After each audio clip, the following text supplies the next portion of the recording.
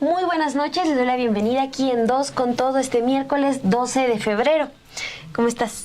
Bien, ya a mitad de semana. Saludos a todos los que están aquí. Sí, ya a mitad de semana, gracias por conectarse, dejar sus likes, sus comentarios, los vamos leyendo a lo largo de esta transmisión. Hoy les tenemos información sobre cómo va el proceso de la elección judicial. Esta tarde, el presidente del Senado, Gerardo Fernández Noroña, ya entregó la lista de candidatos y candidatas al INE. Con esta lista ya podrán elaborar las boletas que ustedes tendrán en sus manos en la primera elección de juzgadores, juzgadoras, prevista para junio. Además, hay información sobre lo que definió hoy el Tribunal Electoral. Rechazó las quejas que se presentaron de las personas que no fueron listadas para estos procesos de selección y, por ejemplo, que no participaron en la tómbola. Se habían presentado recursos ante el Tribunal Electoral. Hoy el Tribunal Electoral por mayoría define que ya no tiene sentido estas quejas porque el proceso pues ya avanzó y ya hasta las listas fueron enviadas al INE. Pues más de 150 quejas, bueno, entre ellas ya hablábamos Roberto Gil. Y en el Con Todo, justo también en línea con este proceso de elección judicial inédito, pues les traemos y les pedimos que agarren su cuaderno para que vayan apuntando. Nos habían pedido los nombres de candidatos. El día de hoy les vamos a presentar perfiles de los candidatos y candidatas al Tribunal de Disciplina Judicial, tribunal bastante clave porque es el que se va a encargar de investigar y sancionar cualquier acto de corrupción de todos los trabajadores del Poder Judicial. Entonces, quédense, una pausa breve y comenzamos.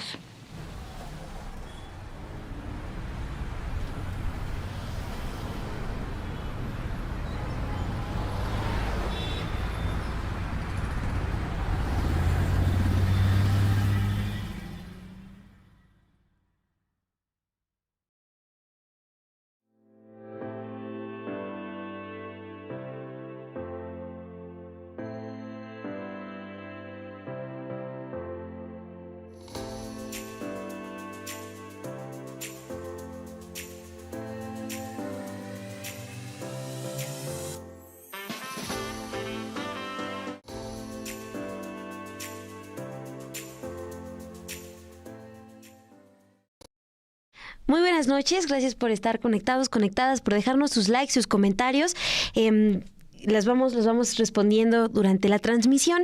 Vamos a arrancar con la información. Ayer les comentamos aquí en este espacio la decisión que tomó Donald Trump de nominar a una persona que ya ha mencionado a los cárteles de México como una plaga. Estamos hablando de Terry Cole.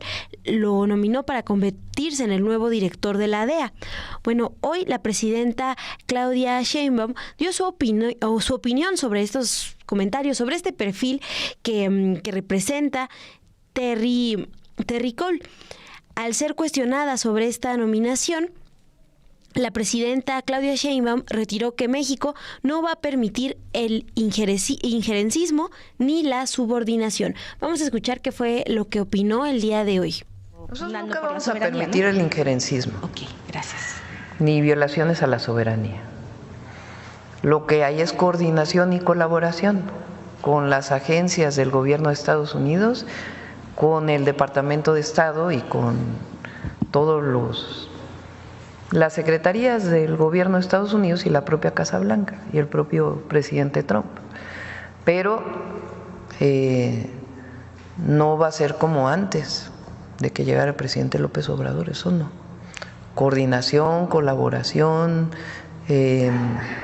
información, pero sin injerencismo, sin subordinación. Sobre este tema fue cuestionado Mike Vigil, ex jefe de operaciones internacionales de la DEA, en entrevista para el programa Noticias a las 2 de aquí de Sin embargo al aire, que conducen Nancy Gómez, Manuel, y lo que les comentó Mike Vigil es que Donald Trump nominó a un títere para encabezar la agencia antidrogas. También señaló que los vuelos espías de aeronaves estadounidenses en territorio mexicano son puro show, así es como calificó estas operaciones. De igual manera, destacó que esta nominación demuestra que Trump está eligiendo para su gabinete a personajes a los cuales puede manipular libremente. Vamos a escuchar parte de esta entrevista de Mike Vigil, ex jefe de operaciones internacionales de la DEA. ¿Qué mensaje manda Estados Unidos al elegir a Terrence Cole como su nuevo director de la DEA? Bueno, yo creo que manda un mensaje de nuevo del presidente Trump que en realidad no le importa combatir las drogas. Terry Cole es una persona que tiene un perfil muy débil, como siempre lo ha dicho. Él fue supervisor en 2 ocasiones, cuando fue un jefe de grupo en Dallas, Texas, y luego estuvo en México como subdirector de la DEA por 1 año y 1 mes. Y es todo. Entonces, nunca fue encargado de una división de la DEA, no llegó al servicio ejecutivo. Entonces, un minoría, un afroamericano, un hispano, no llegara a estar encargado de una división de la DEA con ese perfil, menos encargado de toda la agencia. Entonces, Donald Trump es una persona corrupta, pero aparte de eso, no es capaz para ser presidente. Cuando fue presidente la primera vez tenía a mucha gente que le decía no puedes hacer eso, pero ahora ha seleccionado a radicales para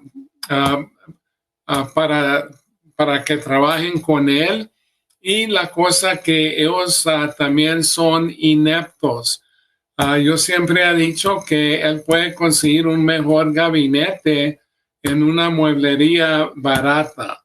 Entonces, todo esto, lo que está haciendo Trump es puro show, y la cosa que me alegro que Claudia Sheinbaum no se está dejando llevar por esas estupideces. ¿Quién es Terry Cole? Ayer les informábamos, ha trabajado en la DEA desde hace más de 20 años y recordamos lo que planteó en una entrevista en octubre del 2024 con la excongresista Mary Bono. Él dijo lo siguiente: creo que hay muchas situaciones que están siendo una plaga para nosotros actualmente en Estados Unidos, y creo que, ¿sabes qué? O son los chinos enviando precursores químicos a México, o son los cárteles mexicanos explotando una frontera abierta y solo enviando este veneno, ya sea cocaína, metanfetamina o fentanilo, a los Estados Unidos. Por eso que les comentábamos, que ha descrito a los cárteles mexicanos y distribuidores de fentanilo como plaga. En aquel podcast. Iván Guevara, bueno, primero gracias a todos los que están emitiendo comentarios en esta noche de miércoles 12 de febrero. Iván Guevara, Trump elige para su gabinete a los más mafiosos. No sé si los más mafiosos, pero obviamente a quienes están afines a sus posturas bastante radicales. Y otro ejemplo, Mon, es la vocera de la Casa Blanca, Karoline Leavitt. El día de hoy volvió a dar una rueda de prensa y soltó al menos pues dos declaraciones bastante pesadas, Mon. Una respecto a los jueces allá de Estados Unidos y 2 respecto a la prensa allá de Estados Unidos. Bien, vamos con el primero, el tema de los jueces. Recuerden que así como Donald Trump, presidente de Estados Unidos, ha emitido órdenes ejecutivas rápido, también los jueces han contestado y las han bloqueado. La más recordada es el nacimiento, la nacionalidad por nacimiento en Estados Unidos, lo cual está protegido por una enmienda de la Constitución estadounidense. Bien, la vocera de la Casa Blanca, Karoline Leavitt, el día de hoy afirmó que los jueces que han emitido fallos en contra de estas medidas firmadas por el presidente Donald Trump son activistas judiciales que están provocando una crisis constitucional. A ver si Luis puede, por favor, proyectar pues justamente estas imágenes de la rueda de prensa del día de hoy allá en la Casa Blanca, porque también es importante los gestos que realiza esta vocera bastante potente. Ella asegura: creemos que estos jueces están actuando como activistas judiciales en lugar de ser árbitros honestos de la ley. Jueces, pues, que en los hechos han bloqueado las medidas de Donald Trump. Al menos 6 iniciativas de Trump han sido suspendidas por estos jueces de distintas partes de Estados Unidos. Entre ellas, prohibir la nacionalidad por nacimiento, protegido por una enmienda, pero también los jueces han rechazado que Trump exija renuncias voluntarias por parte de funcionarios públicos en este afán de achicar la administración pública. También se le ha bloqueado desde los jueces que ordene a las autoridades de las cárceles transferir a mujeres transgénero a prisiones de hombres y poner fin a sus terapias hormonales. Ahí precisamente la estamos viendo en pantalla. Esa es la primera declaración. Y esto en torno a los jueces, que están en contra de las declaraciones y órdenes ejecutivas de la administración Trump. También lo acompaña el vicepresidente J.D. Vance. Él sugirió hace unos días que el Poder Judicial estaba llegando al límite con estas decisiones. Tuiteó lo siguiente: a los jueces no se les permite controlar el poder del Ejecutivo, el cual es legítimo. Y puso este ejemplo: si un juez intentara decirle a un general cómo llevar a cabo una operación militar, eso sería ilegal. Si un juez intentara ordenarle al fiscal general cómo usar su discreción como fiscal, eso también es ilegal. Es decir, desde el Poder Ejecutivo están cuestionando el Poder Judicial allá de Estados Unidos porque los jueces están bloqueando las medidas de Donald Trump, calificadas por algunos como violaciones a derechos humanos. Obviamente Elon Musk, también del Departamento de Eficiencia Gubernamental, tuiteó lo siguiente también en contra de los jueces: la idea de tener un puesto de juez de por vida, sin importar cuán malas sean las sentencias, es ridícula, ya es suficiente. Esto por el lado de los jueces, Continuemos, por favor, con la vocera de la Casa Blanca, que esta tarde de miércoles emitió una rueda de prensa alrededor de 1 hora. Ahí aseguró que los periodistas no tienen derecho a hacer preguntas en la oficina oval al presidente Donald Trump, sino que es solo una invitación, un privilegio, por lo que se reservan el derecho a decidir quién entra y quién no a hacerle preguntas al presidente estadounidense. Esto en torno a que la agencia de noticias Associated Press, que también a partir de la llegada de Caroline Leavitt como vocera, se le quitó esa tradición de que emitiera la primera pregunta de la rueda de prensa. Esta agencia informó que la Casa Blanca le impidió a uno de sus reporteros acceder a la firma de una orden ejecutiva por parte del presidente de Estados Unidos en el despacho oval, después de que continuó usando el nombre de Golfo de México en vez de Golfo de América. Esta tarde se le preguntó por qué hicieron eso con el colega de Associated Press. Esta fue la respuesta de la vocera: nadie tiene derecho a ir a la oficina oval y hacerle preguntas al presidente de los Estados Unidos. No reservamos el derecho de decidir quién entrará a la oficina oval. En torno a AP, la editora ejecutiva Julie Paz dijo en un comunicado que la Casa Blanca le había notificado que si no alineaba sus estándares editoriales con la orden ejecutiva de Trump, que rebautizaba el Golfo de México, la agencia no podría acceder más al despacho oval. Es decir, si no se alinean a uno de los mandatos de Trump de que todo el mundo le diga ya Golfo de América y no Golfo de México, ya no van a poder tener acceso a la oficina oval y poder hacer preguntas como pues lo permite el derecho a la información, el derecho a la libertad de prensa. La orientación de la agencia respecto del Golfo de México, que fue publicada el 23 de enero, señala que la orden de Trump solamente tiene autoridad dentro de Estados Unidos, mientras que México y otros países no tienen la obligación de reconocer el cambio de nombre, algo que ha dicho la presidenta de México. Solo aplica para ellos le pueden decir como quieran, pero aquí sigue llamándose Golfo de México. De hecho, la vocera argumentaba, bueno, Google ya lo hizo, Apple ya lo hizo, ¿por qué no todo el mundo lo hace? Amnistía Internacional ya se pronunció al respecto y remarcó que negar el acceso a la prensa por desacuerdos en la cobertura es una práctica habitual de gobiernos represivos. Pues una más de Donald Trump, Dul, antes de pasarnos al bloque electoral, la cuestión aquí en México de la elección judicial.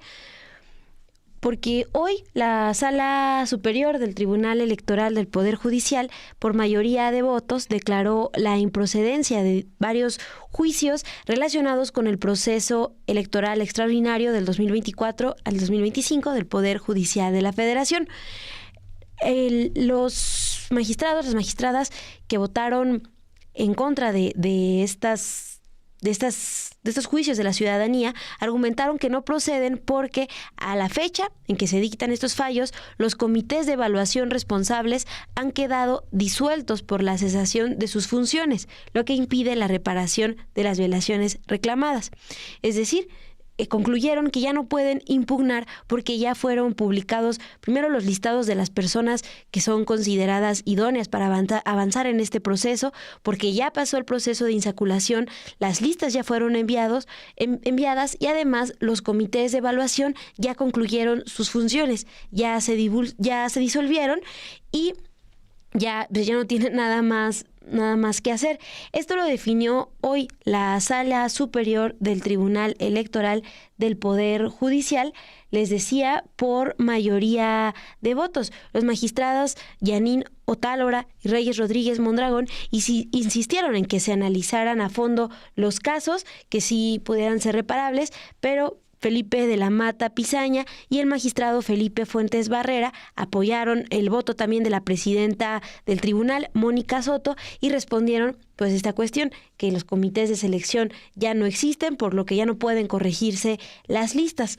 En conclusión, las impugnaciones que se presentaron, que todavía esas personas pues tenían la esperanza de que se analizaran en el Tribunal Electoral, ya fueron rechazadas, y bien decías al inicio del programa, una de las personas que había impugnado pues era precisamente el expanista Roberto Gil Suart, que quería ser ministro lleno, de plano. Pero eso en el Tribunal Electoral del Poder Judicial. En el INE, hoy la presidenta de este órgano, de ese Instituto Electoral, Guadalupe Tadei, recibió de Gerardo Fernández Noroña, el representante del Senado, el presidente de la mesa directiva, la lista con las personas con los candidatos. Ya son candidatos los que van a aparecer en esta boleta. Gerardo Fernández Noroña recordó que hay un listado de personas que tienen pase directo, un pase automático, es decir, que siguen trabajando en el Poder Judicial y que como los cargos van a ser votados en esta elección, pueden participar directamente, ya no tuvieron que pasar por todo este proceso de selección. Dijo que son el 74% de los cargos en disputa actuales de personas juzgadoras que sí decidieron ir al proceso electoral, mientras que Guadalupe Tadei, presidenta del INE, pues habló de todo el trabajo que va a implicar, específicamente de la cantidad de personas que van a ser capacitadas para este proceso, esta elección inédita. Vamos a escuchar qué es lo que anuncia hoy Gerardo Fernández Noroña y la consejera presidenta del INE, Guadalupe Tadei, al recibir la lista de candidatos y candidatas. Y hay un listado de quienes tuvieron, como se le conoce, pase automático. El 74% de los cargos en disputa, las actuales personas juzgadoras decidieron ir al proceso electoral. Un listado del cumplimiento de ejecutorias de personas interinas que ejercen su derecho a participar con pase directo y un cumplimiento de ejecutorias de juicio político electorales e impugnaciones diversas que nos plantearon la inclusión de personas que se habían sentido agraviadas en el proceso de los comités de evaluación y que el Tribunal Electoral del Poder Judicial les dio la razón. El Poder Legislativo insaculó 1,416, el Poder Ejecutivo 1,430, el Poder Judicial 955, jueces en funciones 195, magistrados en funciones 195, e interinos del Consejo de la Judicatura 11, jueces 21, y todo esto lo damos en 4 UCB, 4 anexos y 6 listados. Es el producto de un trabajo colectivo de muchísima gente. Hoy recibimos las solicitudes de registro de candidaturas a los diversos cargos del Poder Judicial. Conforme a los plazos establecidos en la norma, darán inicio las campañas en el mes de marzo y estas abrirán los espacios de interacción y diálogo con la ciudadanía para la construcción del nuevo ciclo de gobernabilidad en México. A las y los postulantes, enhorabuena. y les invito con mucho respeto, pero con firmeza, a ceñirse al marco de la Constitución y a la observancia estricta de las reglas electorales. Ese es el respeto de la ley y la mejor manera de convocar a la ciudadanía para que salga a votar el próximo 1 de junio. Salgamos todos a votar este 1 de junio. Muchas gracias. En este momento damos por recibida la información, senador, y a quienes lo acompañan, e iniciará en el área de oficialía electoral y las demás áreas que están presentes el día de hoy, porque todas las direcciones ejecutivas se encuentran con nosotros, así como el Contralor, como ya fue dicho por la propia moderadora de este evento, y que tomarán en sus manos este proceso para los pasos que habremos de seguir. Iniciará el proceso de revisión de todas las características que contiene la información y seguramente, aunque el Senado haya cumplido con la entrega el día de hoy, podemos estar atentos a cualquier información que estaremos solicitando, porque el objetivo para el Instituto es contar con la información correcta, veraz y oportuna de todos los que aparecerán en las boletas a partir de la revisión y la definición puntual de que ya contamos con todo ello. Muchísimas gracias. Inicia en este momento la revisión por parte del Instituto Nacional Electoral. Hemos llegado a la gustada sección de Con Todo y esta tarde estuvimos revisando pues las listas ya insaculadas, ya pasadas por este filtro de las tómbolas por parte de los comités del Poder Ejecutivo, Judicial y Legislativo para quienes contienden a ser magistrados y magistradas del Tribunal de Disciplina Judicial. Ojo, con este tribunal va a ser bastante importante, va a sustituir al Consejo de la Judicatura Federal para investigar y sancionar actos de corrupción de juzgadores. ¿Quiénes van a aparecer en las boletas? Vamos con todo.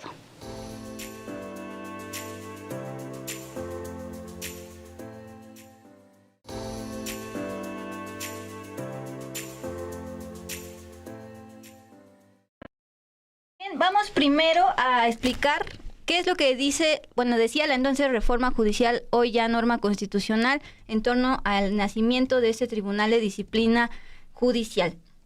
Bien, se creó en esta reforma judicial para sustituir al Consejo de la Judicatura Federal. Estará compuesto por 5 magistrados para investigar y sancionar conductas indebidas por parte de funcionarios públicos de todo el Poder Judicial de la Federación. Y ojo, porque lo que ellos determinen va a ser definitivo e inatacable, ya nadie va a poder impugnar eso. Estos 5 magistrados serán elegidos por voto popular a nivel nacional en las próximas elecciones del 1 de junio.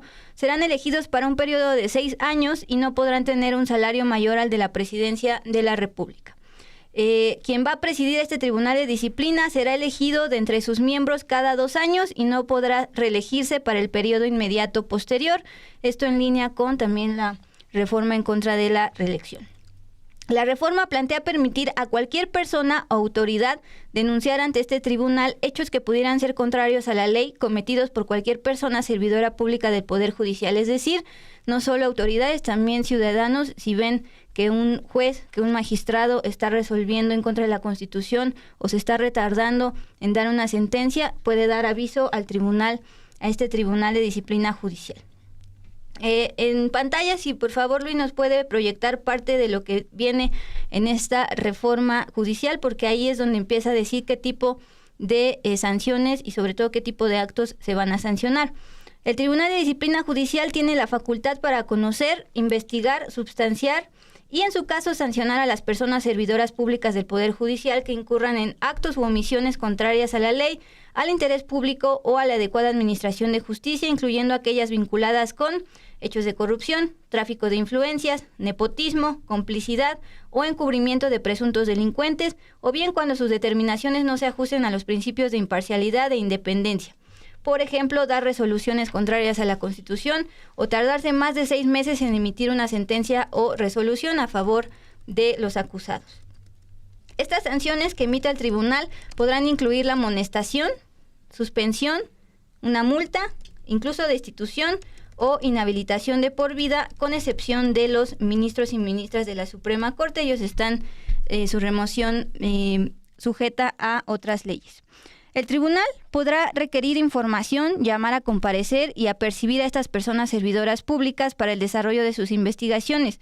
Ojo, no solo va a ser a nivel interno, va a poder presentar denuncias penales ante el Ministerio Público y también ante la Cámara de Diputados va a poder solicitar los famosos juicios políticos. Acuérdense, estos que maneja la Comisión Jurisdiccional de la Cámara de Diputados. En la larga lista ya hemos dicho Alito, Cuauhtémoc Blanco, etcétera, etcétera. Respecto a quién vigila el Tribunal de Disciplina Judicial, es decir, él es sancionador, investiga y sanciona, pero también se puede sancionar a los integrantes, a estos magistrados. La reforma expone incluir a los magistrados del Tribunal de Disciplina Judicial en el listado de quienes pueden ser sujetos de juicio político. Es decir, si bien ellos se van a encargar de sancionar, sí también recaen en prácticas indebidas, se les puede solicitar juicio político ante la Cámara de Diputados. Una vez que el 1 de junio sean elegidos estos 5 integrantes del tribunal, la reforma expone, ahí es donde se va a sustituir el Consejo. Se va a extinguir el Consejo de la Judicatura Federal el día que tomen protesta las magistradas y magistrados del Tribunal de Disciplina que emanen de la elección extraordinaria. Y se va a instruir al Consejo de la Judicatura a implementar un plan de trabajo para esta transferencia de recursos materiales, humanos, financieros y presupuestales. Porque ahora el Consejo de la Judicatura Federal, ayer entrevistaban a una de las integrantes, la consejera Celia Maya, ya no va a absorber tanto la investigación y las sanciones como la gestión de los recursos. Ahora se va a dividir, el Tribunal de Disciplina se va a encargar de investigar y sancionar y un órgano administrativo judicial como tal de todas las finanzas. Bien, finalmente vamos a arrancar, Mon, con los candidatos que ya salieron en las tómbolas que realizó el Comité de Evaluación Ejecutivo coordinado por el ministro en retiro Arturo Saldívar. Esto fue el 2 de febrero. Solo recordar, bueno, ahí todavía aparece. Él mismo dio a conocer que se tuvo que retirar durante este proceso por cuestiones de salud, pero escuchemos porque aquí se lee todos los todos los aspirantes a magistrados y magistradas del Tribunal de Disciplina insaculados por parte del Comité Ejecutivo. Escuchemos. Los números extraídos para mujeres corresponden a los siguientes nombres: Ariadna Camacho Contreras, Blanca Alicia Ochoa Hernández, Celia Maya García, Indira Isabel García Pérez, Jazmín Gabriela Rivera Reyes, Liliana Hernández, María Isabel Rojas Letechipia, Mónica Sánchez Castillo y Verónica Patricia Gómez Schulz. Los números extraídos para hombres corresponden a los siguientes nombres: Gildardo Galinsgoa Esparza, Jaime Santana Turral, Jorge Alfredo Clemente Pérez, José Artemio Zúñiga Mendoza, Miguel Ángel de los Santos Cruz y Rufino H. León. Audiencia, es momento de que agarren su cuaderno y empiecen a anotar, porque vamos a empezar a dar los perfiles de estas personas que fueron ya insaculadas por parte del Comité de Evaluación Ejecutivo. El primero fue Gildardo Galinsgoa Esparza. Él actualmente es magistrado de circuito en materia de trabajo, ya tiene una antigüedad en el Poder Judicial de más de 30 años, en quien estamos viendo en pantalla. Él ya había participado en foros sobre la reforma judicial que fueron organizados por la Cámara de Diputados. En aquella intervención dijo precisamente sobre lo que aspira, es decir, investigar y sancionar actos indebidos de juzgadores. Dado que la corrupción es otro fundamento de la reforma, propongo que los novedosos órganos disciplinario y administrativo evalúen nuestra evolución patrimonial, actividad y calidad jurisdiccional. Bueno, este punto no incluye la reforma.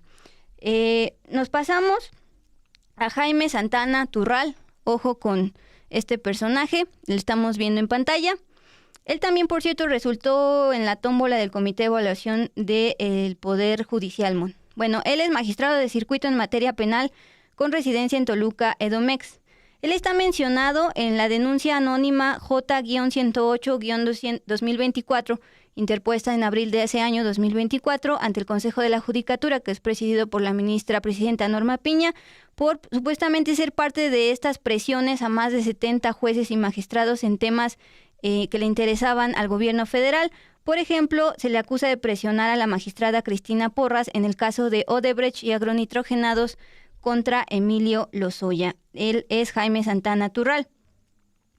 Jorge Alfredo Clemente Pérez, él es docente y está representando a los que vienen de afuera de la República Mexicana. Él fue magistrado del Poder Judicial de Chiapas y presidente de la Sala Regional Mixta del Supremo Tribunal de Justicia allá de Chiapas. Siguiente es José Artemio Zúñiga Mendoza. Él, desde 2016, no me acuerdo si a ti te tocó en las audiencias que cubriste contra Emilio Lozoya en caso de Odebrecht y agronitrogenados, ¿qué años eran? Eran ya de 2019, ¿verdad? Sí, en las primeras. No. Ok, entonces no te tocó conocerlo porque él, desde 2016, el juez de control era responsable de dirigir las audiencias en el reclusorio norte, al norte de la Ciudad de México, para procesar a Lozoya por el caso de agronitrogenados y Odebrecht. Pero 2 años después fue reasignado a un juzgado especializado en ejecución de sentencias de la Ciudad de México, es decir, se le quitó la dirección de estas audiencias contra Lozoya. Y al igual que el magistrado Santana Turral, este juez fue mencionado en la denuncia anónima por ser parte de las supuestas presiones a jueces y magistrados para sentencias a modo. De acuerdo con esta denuncia, Zúñiga Mendoza resolvió a modo los casos de Emilio Lozoya, exdirector de Pemex, también los casos de Luis Videgaray, exsecretario de Hacienda, y también de Genaro García Luna, exsecretario de Seguridad Pública, posteriormente condenado allá en Estados Unidos. También resolvió a modo el caso de Ignacio Ovalle por el tema de corrupción en Segalmex. Me voy rápido con Miguel Ángel de los Santos Cruz, también quiere ser integrante magistrado del Tribunal de Disciplina, es decir, investigar y sancionar. Él fue síndico de Morena en San Cristóbal de las Casas, Chiapas. Cuando estaba haciendo campaña en el año 2018, aseguró lo siguiente: deseo vivir en un San Cristóbal respetuoso de los derechos humanos y un San Cristóbal transparente, libre de corrupción y donde impere la seguridad. Elegir a nuestras autoridades es un derecho de la ciudadanía. Eso fue en 2018. Varios años después quiere ser parte del Tribunal de Disciplina.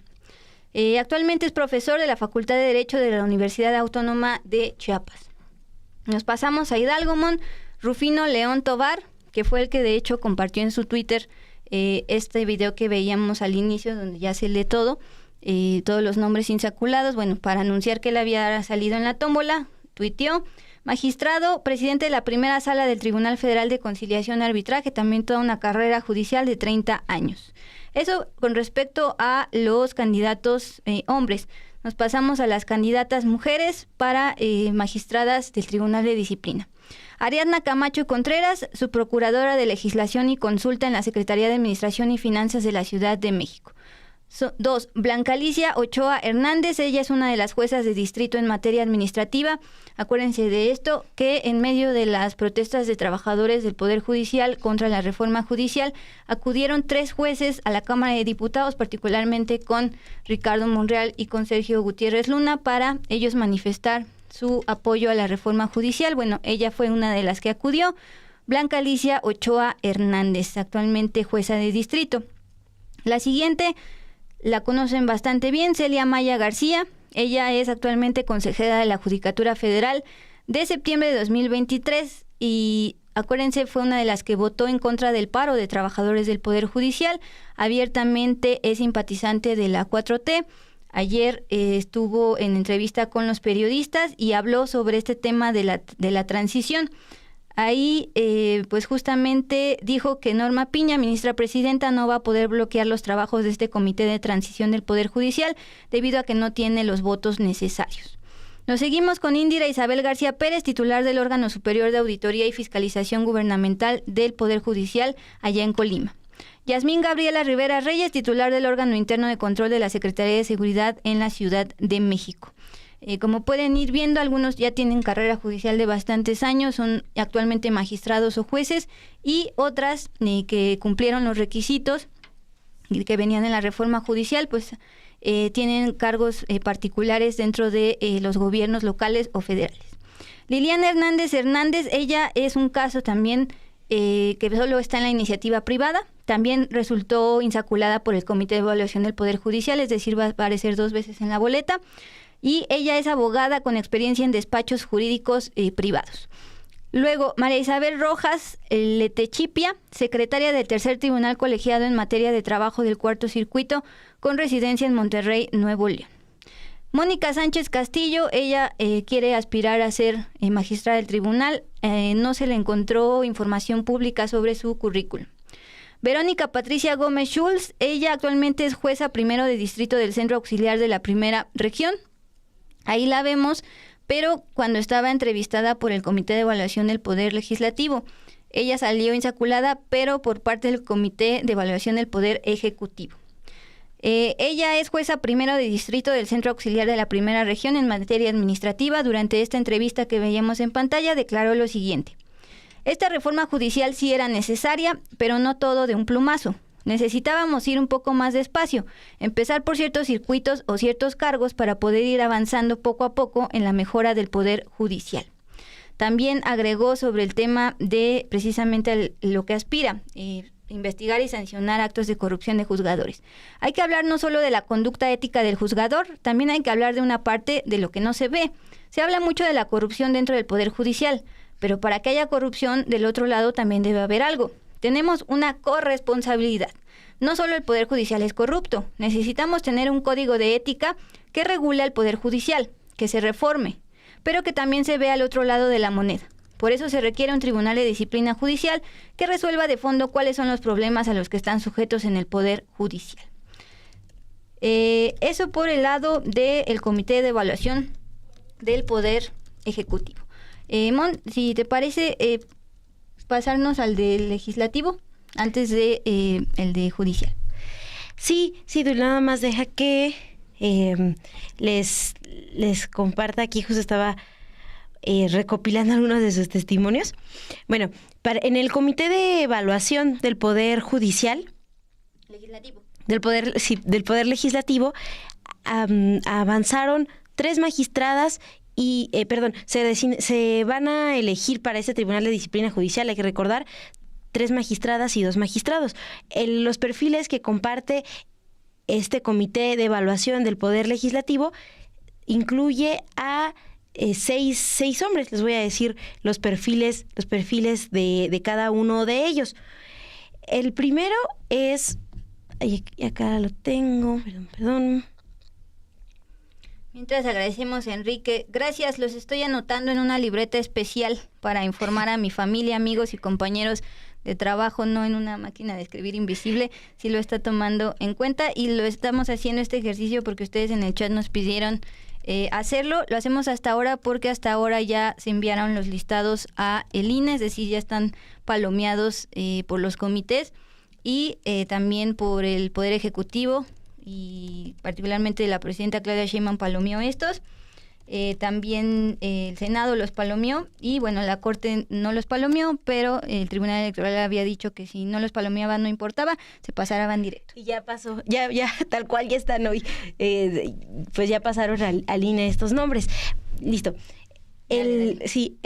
Uno de los candidatos que aprueba este Comité de Evaluación del Poder Legislativo es Rogelio Zacarías Rodríguez Garduño. Él es doctor en Derecho Constitucional, está especializado en Derecho Constitucional y Derecho Aeronáutico. Incluso en su currículum, por ejemplo, incluye que ha trabajado en la Compañía Mexicana de Aviación, o mexicana, también en la empresa de carga, una empresa de carga creada por Aeroméxico.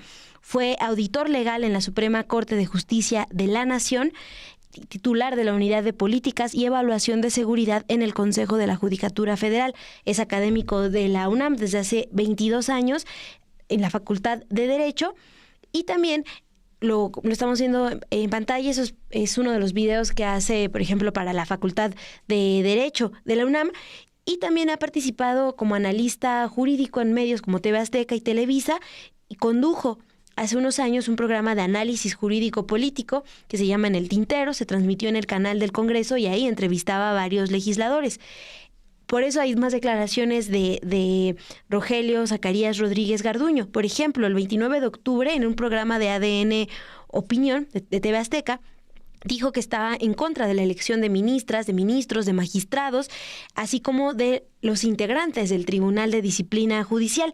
En esa ocasión planteó que él no coincide con esta elección porque me parece que no es un discurso consistente en lo que queda plasmado. Es decir, vamos a dar, lo que se estaba buscando era darle legitimidad democrática a este proceso, pero pues al final si alguien se va a postular, pues tendría que cumplir ciertos requisitos y pasar por la aprobación, ya sea del Poder Legislativo, Ejecutivo o Judicial. Eso había planteado el 29 de octubre. Pero lo que sí reconoció también en esa entrevista es que para las personas que son estudiantes también es difícil encontrar un puesto en el Poder Judicial. Reconoce que él trabajó ahí y notó que había problemáticas como el nepotismo, los problemas de que se filtraban los exámenes pues para avanzar en el Poder Judicial.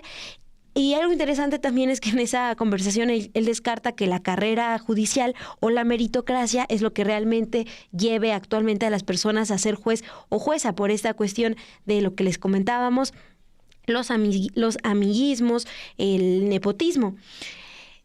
Y hace unos días, el 4 de febrero, vuelve a estar en este programa de ADN Opinión y ahí pues le preguntan por qué cree que algunos juristas han cambiado de opinión con esta reforma, ¿no? Por ejemplo, el caso de Arturo Saldívar, que en algún momento criticó la reforma y ahora pues sí está a favor. Y él plantea, bueno, lo que ahora está en cuestión es que ya está en la Constitución, así que tenemos que hacer que funcione. Y eso pues por el lado de este aspirante, de este candidato, Rogelio Zacarías Rodríguez Garduño, que ahora pues ya está registrado y va a ser candidato para ese tribunal. También está Luis Miguel Ceja González. Él es doctor en Derecho Penal, actual secretario del Tribunal Colegiado de Apelación del 26º Circuito con residencia en La Paz, Baja California. Es originario de la Ciudad de México. En la entrevista que publicó el Comité de Evaluación del Poder Legislativo, que estamos viendo imágenes de eso, él pues cuenta que ha trabajado en el Estado de México, también en la Ciudad de México, en tribunales colegiados, en Tlaxcala, y pues que se ha movido en distintos estados con la intención de llegar a un cargo como juez o magistrado. Algo también que destaca en su entrevista es que él daría trámite a las denuncias con las pruebas que le lleguen, si llega a ser un magistrado de este tribunal, pero sobre todo habla de los problemas de abuso de autoridad que él ha notado que enfrentan trabajadores del Poder Judicial. Él también menciona el nepotismo, el favoritismo y, por ejemplo, planteó lo siguiente en su entrevista. Cuestiones, por ejemplo, donde les dan un cargo, pero a partir de ese cargo, él dice, me vas a ayudar en cuestiones personales, hasta de chofer, de asistencia, cuestiones de mi casa, no respetando el cargo que te están dando.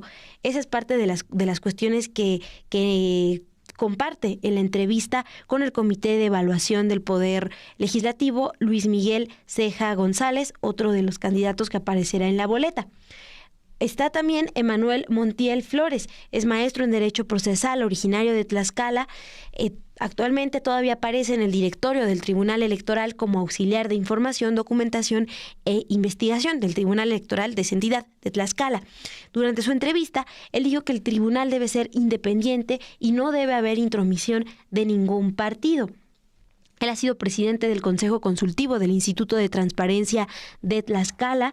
En el Congreso de Tlaxcala fue secretario técnico en el 2018 y en el Senado de la República fue secretario técnico del 2018 al 2022. Trabajó en la Comisión de Estudios Legislativos cuando la presidió la senadora morenista de ese estado, Ana Lilia Rivera. Vamos a escuchar qué es lo que dice sobre esta independencia y por qué se considera apto para tener este cargo. En el Senado de la República fui secretario técnico de la Comisión de Estudios Legislativos. Fui tocado en muchas ocasiones para mover las letras de los dictámenes. Dictámenes como el de Guardia Nacional, dictámenes como el de prisión preventiva oficiosa, dictámenes como el de extinción de dominio, porque existían personas que habían hecho una gran riqueza a costa y daño de esta nación. Por ello, creo que tengo las tablas para mantenerme independiente como miembro, como magistrado del Tribunal de Disciplina Judicial. Pitcan, es mucha información, se tendrá que insistir en ello para que la elección resulte bien. Tiguerón, lo estoy escribiendo. Pues que son más de 3,000 candidatos, ya incluyendo jueces, magistrados de tribunal de disciplina y ministros. Es mucha información. Y ahorita nada más son para el Tribunal de Disciplina de los 3 comités. Dice Rodolfo Salas, después repetiré el programa para tomar nota. Ahí nos pones en velocidad lenta. Y Shogun Tile, así se va a hacer gracias a producción. Igual no estaría mal que se recortara este fragmento del directo y se subiera como video para tener la información más a la mano. Todos los contodos se ponen en individual en videos y justamente eso no será la excepción en este. Y continuamos, Mon. Sí, otro candidato avalado por el Comité de Evaluación del Poder Legislativo es Adolfo Franco Guevara. Tuvo una maestría por la Universidad de Anáhuac, fue magistrado municipal y contralor del Tribunal de Justicia Administrativa de Querétaro, una figura que ya no existe.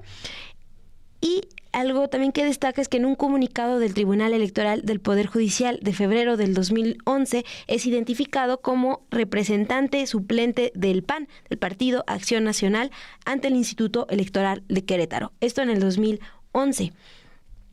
Mientras que otro de los candidatos es Juan Carlos Salazar Soberanís, originario de Campeche. Él trabaja en el Poder Judicial como actuario judicial en el Juzgado Primero de Distrito en materia administrativa de la Ciudad de México. Habló de la importancia de crear un código de ética, un código de conducta que sea público y específico para que no nada más dentro del Poder Judicial lo conozcan, sino que toda la ciudadanía. Habló también de la importancia de hacer revisiones continuas para identificar problemáticas como el nepotismo y el acoso, es decir, alguien más que reconoce, ¿no?, el nepotismo dentro del Poder Judicial en esta entrevista con el Comité de Evaluación. Él, después de hablar de sus años trabajando en el Poder Judicial, y planteó, conozco los sinsabores que da este Poder Judicial al ascender de puesto y al ser relegado por una nueva administración a la cual no perteneces y tienes que soportar los embates de trabajo, los cotos de poder que se dan, y espero que esto cambie con la estructura, con esta nueva estructura. Otro de los candidatos es Juan Pedro Alcudia Vázquez. Actualmente, a él seguramente algunos de ustedes lo identifican. Él es consejero jurídico del gobierno de Campeche, que encabeza la morenista Laida Sansores. Si no lo tienen muy presente, él fue quien aparece en el martes de Jaguar. En el martes de Jaguar con la gobernadora Laida Sansores, y él fue quien en un martes del Jaguar, donde justificó Laida Sansores el por qué sumó al expanista Eduardo Lavalle, Jorge Luis Lavalle Mauri, perdón. Uh-huh. Él estaba argumentando en esa ocasión que pues ya no hay ninguna sentencia contra Lavalle Mauri, entonces pues no hay nada que reclamar. Les decía, él ha aparecido en los martes de Jaguar con Laida Sansores y pues actualmente es consejero jurídico. Estábamos leyendo una información antes de entrar aquí en el programa, que le dijo un medio local que va a separarse obviamente de su cargo, mientras va a seguir ahí al frente en el gobierno de Campeche, pero pues sí sigue firme, ¿no?, en participar en esta elección.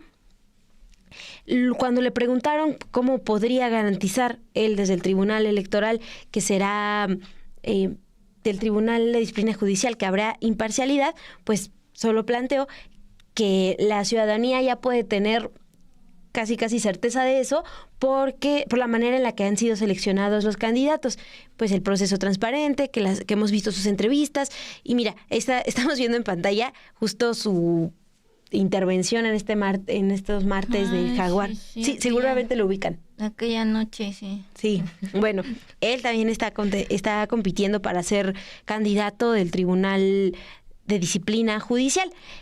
Eso en cuanto a los hombres. Venga, si las mujeres... Porque Rodolfo Salas descartó a todos. Sí, yo sí he escuchado, sí he leído algunos que dicen... Bueno, ahorita, Nel descartado. Bueno, a ver si de las mujeres alguna le llama la atención para votar por ella. Dale. Está Anabel Gordillo Argüello, ella es abogada, trabaja en un juzgado en Tlaxcala, trabajó en un juzgado en Tlaxcala en 2006, después en un bufet jurídico. Y hasta 2015 su nombre aparecía como secretaria de estudio y cuenta del Tribunal Electoral del Poder Judicial. En 2023, también en este Tribunal Electoral, se le identificaba como secretaria de estudio y cuenta adscrita a la ponencia del magistrado Indalfer Infante González. ¿Quién es este magistrado Indalfer Infante, si no lo recuerdan?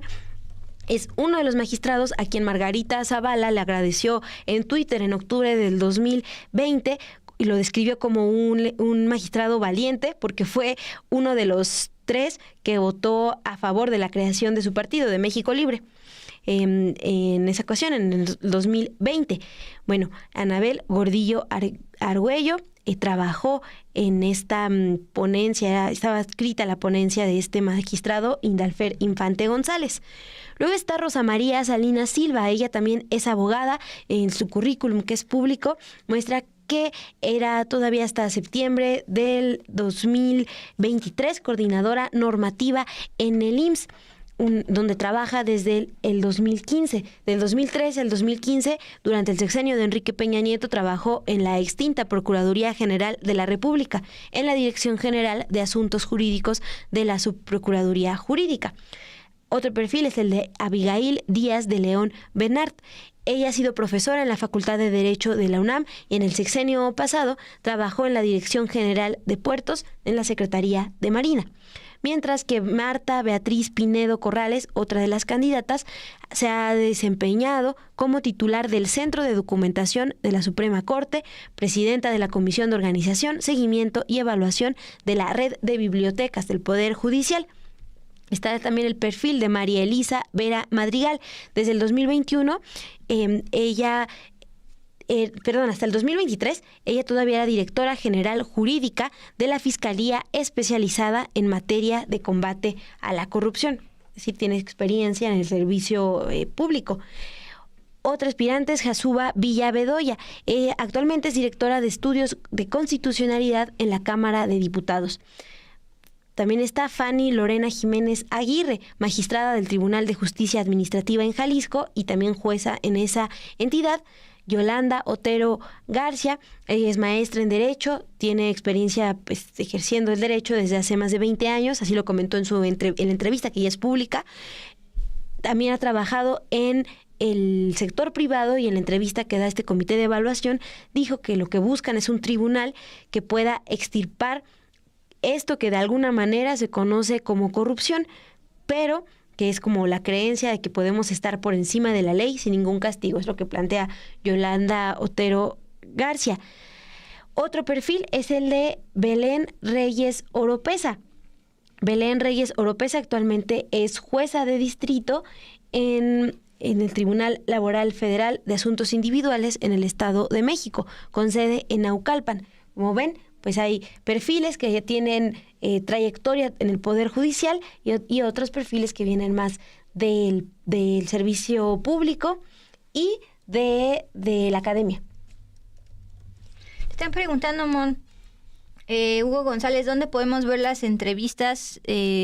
Los 3 comités de evaluación hicieron entrevistas, hasta donde recuerdo el Comité del Poder Judicial todavía hizo eso, y ya dejó votado el trabajo después, ¿no? Ya al momento de la insaculación. Sí, esa parte ya no avanzaron, pero los que sí están públicos ahorita son la cuenta de YouTube del Comité de Evaluación del Poder Legislativo. Uh-huh. Uh-huh. Y los de el Ejecutivo, que son presididos por Saldívar, están en la página oficial de este comité. Además, le decíamos, está un poco amigable, porque están en Drive y están por fechas, no por nombres, entonces estarles picando, pero ahí están transparentadas. Del judicial no hemos revisado precisamente porque al final lo sustituyó la mesa del Senado. Síguele, Mon. Esos ya son los perfiles que avanzaron del Comité Legislativo. Ya, por último, por favor, si Luis nos puede proyectar la lista de los 8 candidatos y candidatas a magistradas del Tribunal de Disciplina que fueron insaculados por el Comité de Evaluación del Poder Judicial, que finalmente fue sustituido por la mesa directiva del Senado. Solo son 8. Me voy rápidamente con Denise de Los Ángeles Uribe Obregón, magistrada del Tribunal Superior de Justicia del Poder Judicial de Veracruz. Ella es en materia penal.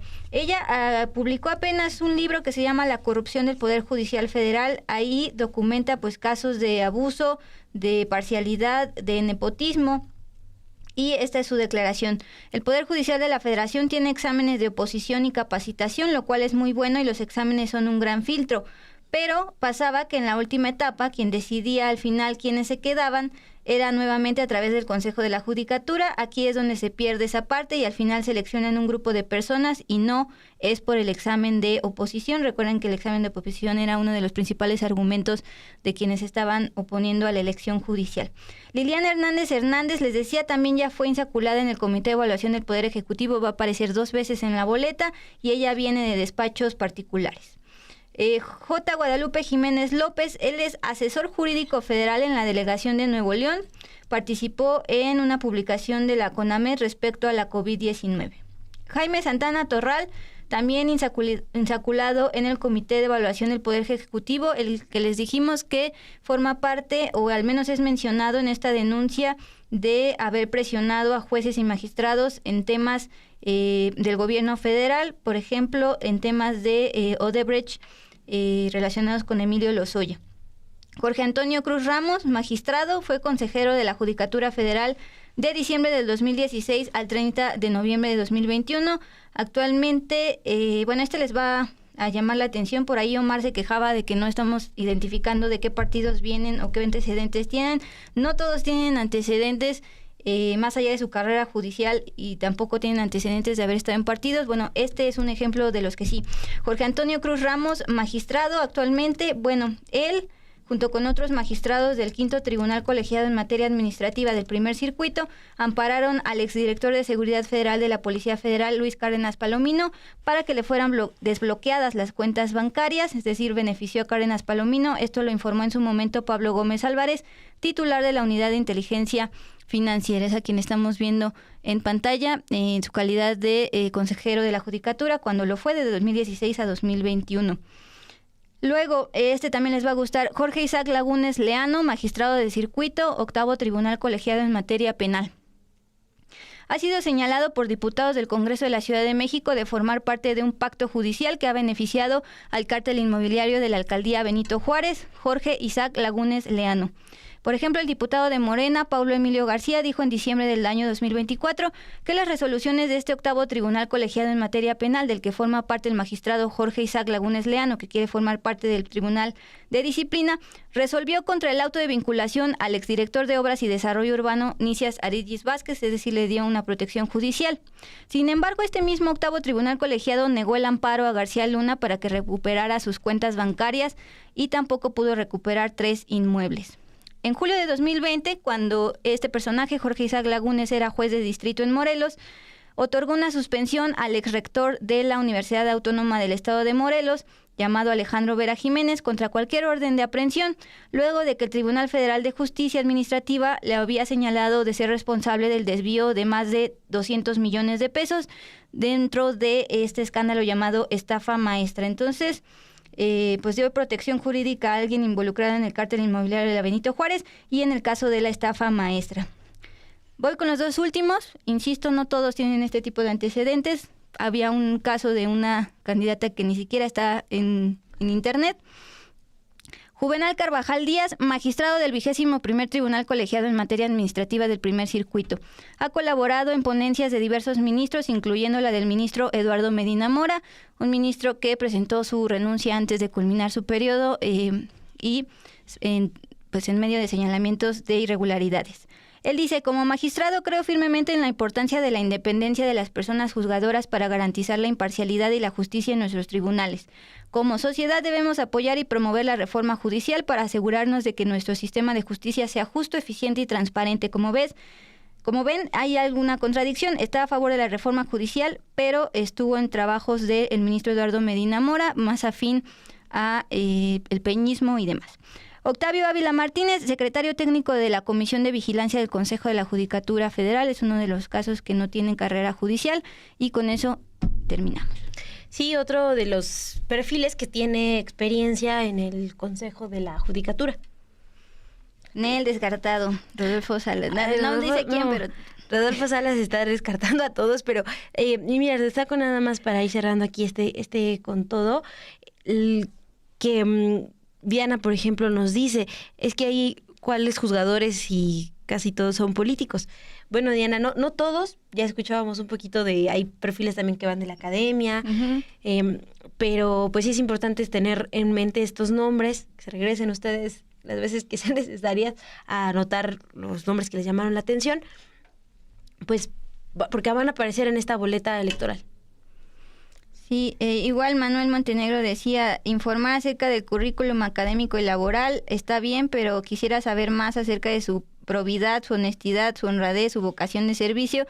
Pues insistimos, no todos tienen antecedentes de haber hecho resoluciones en contra de la Constitución o dando protección jurídica a personajes cuestionables, como Palomino, porque no todos tienen carrera judicial, algunos incluso trabajan solo desde despachos privados, y recordar que incluso la presidenta Claudia Sheinbaum en su momento convocó a los recién egresados de derecho a participar, es decir, no todos tienen antecedentes ni relaciones o vínculos compartidos. Si los hay, hablábamos de alguien que trabajó como síndico de Morena en San Cristóbal de las Casas, y actualmente es profesor de la Universidad Autónoma de Chiapas y quiere ser, o más bien ya salió para ser candidato. O el consejero jurídico de la gobernadora de Morena, Laida Sansores.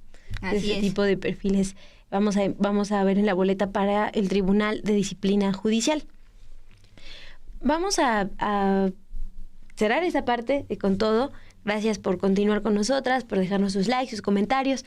Les tenemos información sobre algo que decide el Pleno del INAI. Simón, es de seguimiento. En su momento les dimos información sobre cómo hubo una denuncia de extorsión contra funcionarios del INAI. La presidenta Claudia Sheinbaum se pronunció al respecto, provenía de una nota del Universal. Ella dijo que iba a pedir que se investigara.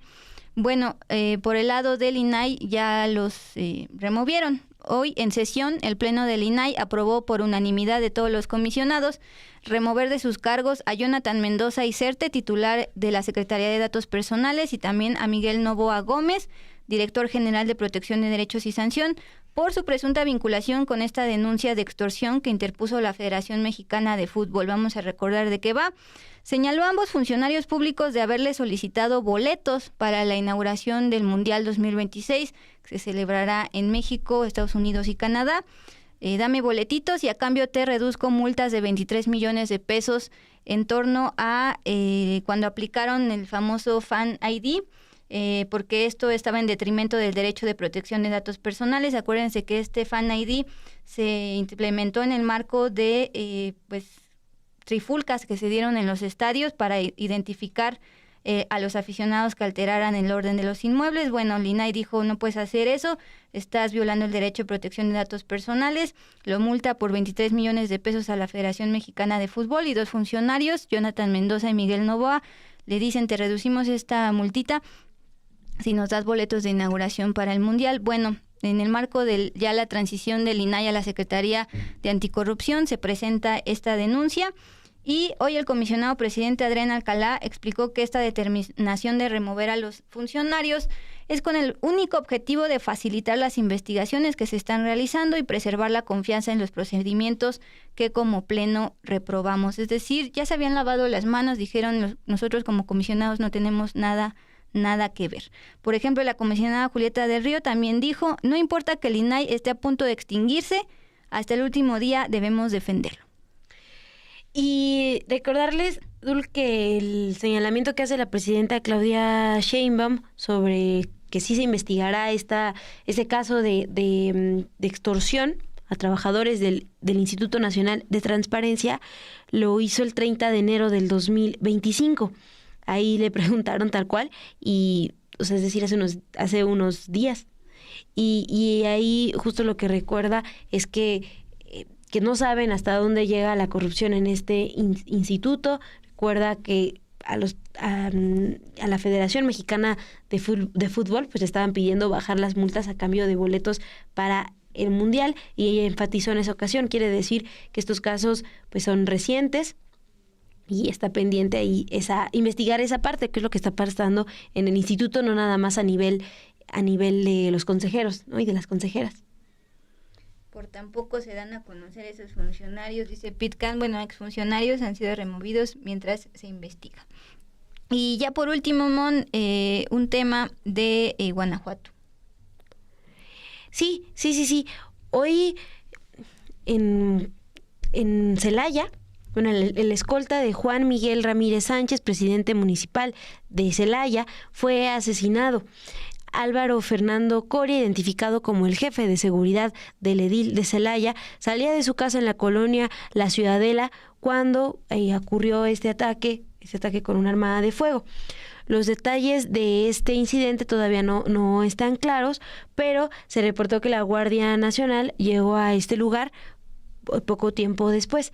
Álvaro Fernando Coria había estado acompañando al presidente municipal Ramírez Sánchez desde su campaña y era considerado una persona de confianza de este político. Juan Miguel Ramírez Sánchez condenó este suceso y envió condolencias a sus familiares. También aseguró que la muerte de su escolta no quedará impune y pidió no especular. Les recuerdo, es el escolta de Juan Miguel Ramírez Sánchez quien fue asesinado, es el escolta del presidente municipal de Celaya, y su nombre, Álvaro Fernando Coria. Gracias, Mon. Pues con esto nos despedimos. Diana Berríos insiste, oigan, chicas, ¿nos pueden hacer un video donde nomás aparezca esto de los candidatos del Poder Judicial? Sí, como nos pedían antes, este fragmento con todo se va a cortar y va a estar independiente en este canal de Sin embargo al aire. Pues gracias, Mon, gracias a Bianca Estrada ahí atrás, y también Ana de la Torre, diseño, Luis Mata en operaciones, y a ustedes, como siempre, gracias por estar con nosotras esta mitad de semana. Sí, nos vemos mañana y ya saben, encuentran el recorte en un ratito aquí en Sin embargo al aire. Descansen.